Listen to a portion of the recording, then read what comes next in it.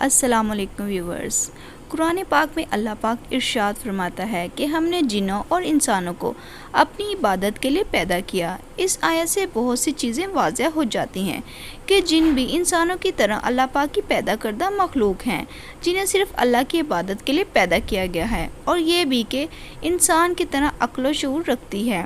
انہیں فیصلے کرنے کا اختیار دیا گیا ہے، یہ چاہے تو کسی بات کو منع کریں، چاہے تو کسی بات سے انکار کریں، مگر روز قیامت ان کا بھی انسانوں کی طرح حساب ہوگا۔ ان کے اعمال کی بنا پر ان کی پکڑ اور گرفت ہوگی۔ جس طرح انسانوں کی اپنی ایک دنیا ہے، فرشتوں کی بھی اپنی ایک دنیا ہے، بالکل اسی طرح جنوں کی بھی اپنی ایک دنیا ہے، اور وہ تمام وہ کام کرتے ہیں جو ہم انسان کرتے ہیں، مگر اللہ پاک نے جنات سے اور ان کی دنیا سے انسانوں کا پردہ رکھا ہوا ہے۔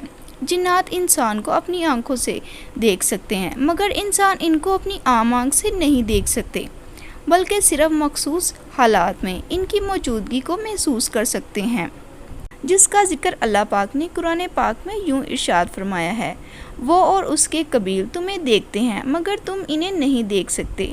جنوں کی پیدائش سے متعلق احادیث سے ہمیں معلوم ہوتا ہے کہ انہیں انسانوں سے بھی پہلے پیدا کیا گیا، مگر کتنا پہلے اس بارے میں کوئی تفصیلات موجود نہیں۔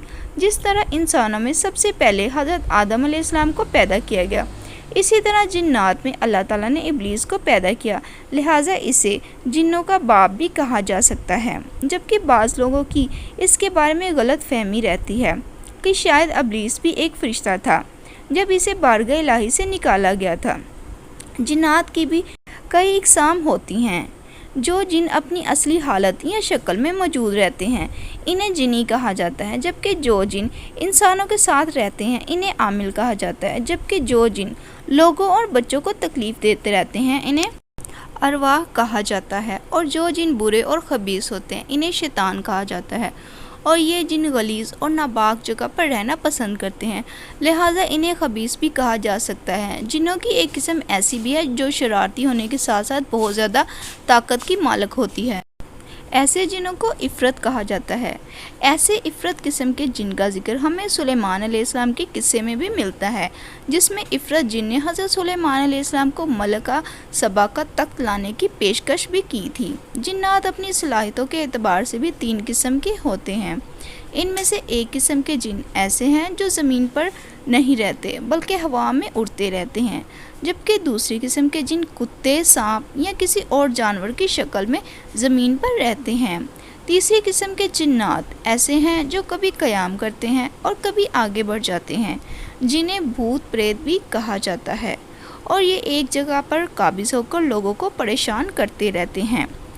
یہاں آپ کے لیے یہ بات حیرت کا باعث ہو کہ انسان کبھی بھی اپنی انسانی آنکھ سے جنات کو نہیں دیکھ سکتے جبکہ وہ کسی جانور کی شکل میں سامنے نہ آ جائے۔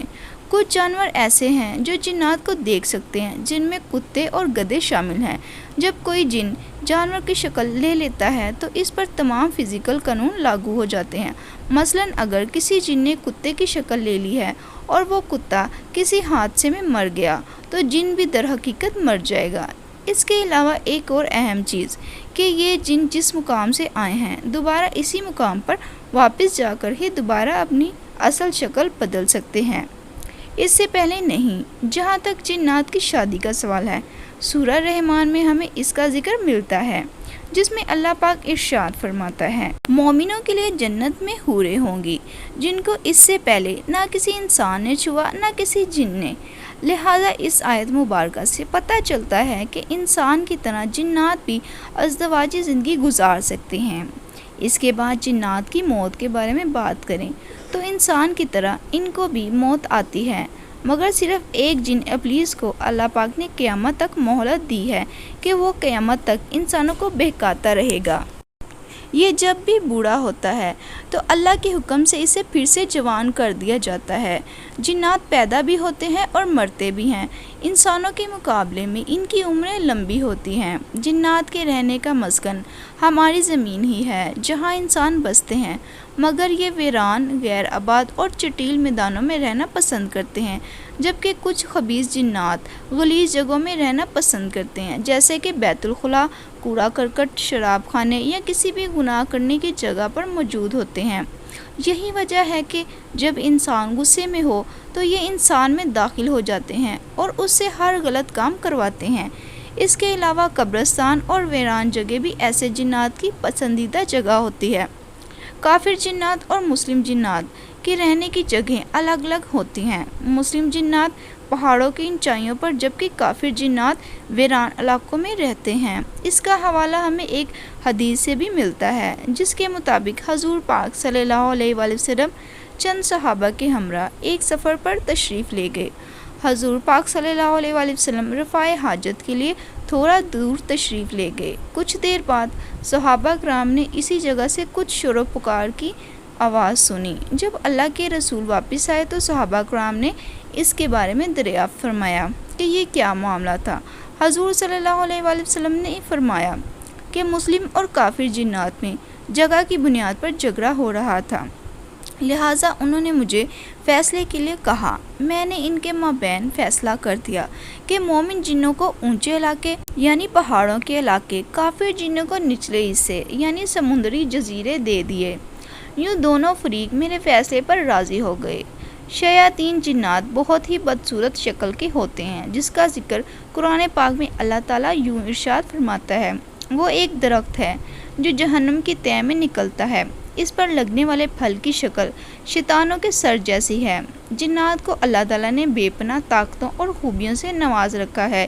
ان کی رسائی پہلے آسمان پر ہے، وہ وہاں اڑ کر جا سکتے ہیں، مگر ایک زمانہ ایسا تھا جب حضور صلی اللہ علیہ وآلہ وسلم پر وحی نازل ہوتی تھی، جنات کے لیے آسمان کے راستے بند کر دیے گئے تھے۔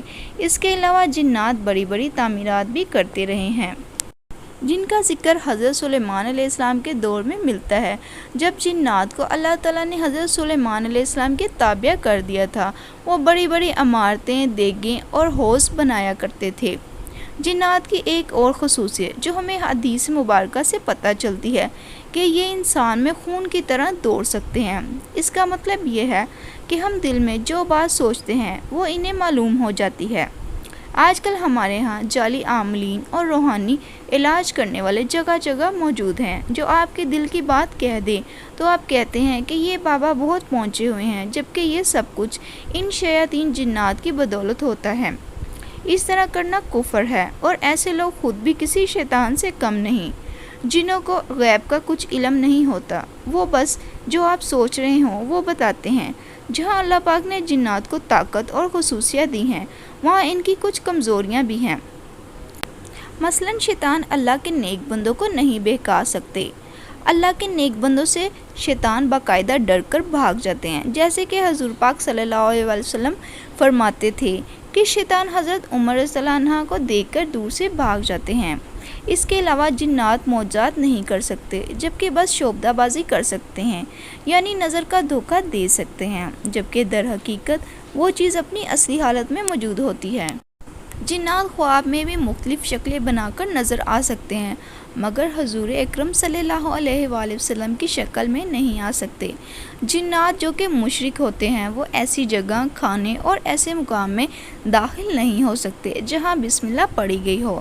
جنات اور انسانوں کی دشمنی حضرت آدم علیہ السلام کے پیدا کرنے سے بھی قبل کی ہے، جس کا ذکر ہمیں احادیث سے بھی ملتا ہے کہ جب اللہ پاک نے حضرت آدم علیہ السلام کا پتلا بنایا تو اسے کچھ عرصے کے لیے چھوڑ دیا، لہٰذا جب ابلیس اس پتلے کے سامنے سے گزرتا تو اسے ٹھوکر مارتا اور دیکھا کرتا تھا کہ یہ پتلا اندر سے کھوکھلا ہے، لہٰذا اسے اندازہ ہو گیا کہ یہ جو بھی مخلوق بننے والی ہے بہت جلد بہکاوے میں آ جائے گی۔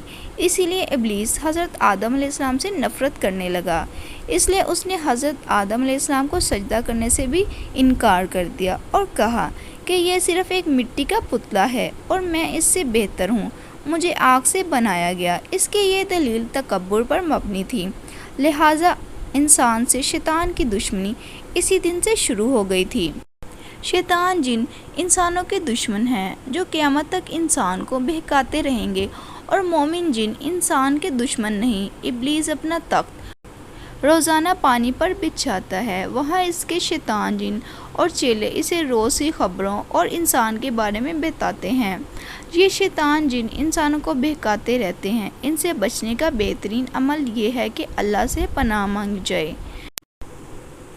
جنات زمین پر انسانوں سے بھی پہلے موجود تھے اور فتنہ و فساد میں پڑ چکے تھے، لہٰذا اللہ پاک نے فرشتوں کی ایک فوج بھیجی جس نے ان جنات سے جنگ کی اور ان کو ویران علاقوں پہاڑوں پر قید کر دیا، جہاں یہ حضرت سلیمان علیہ السلام کے دور تک قید رہے اور دوبارہ آزاد کیے گئے۔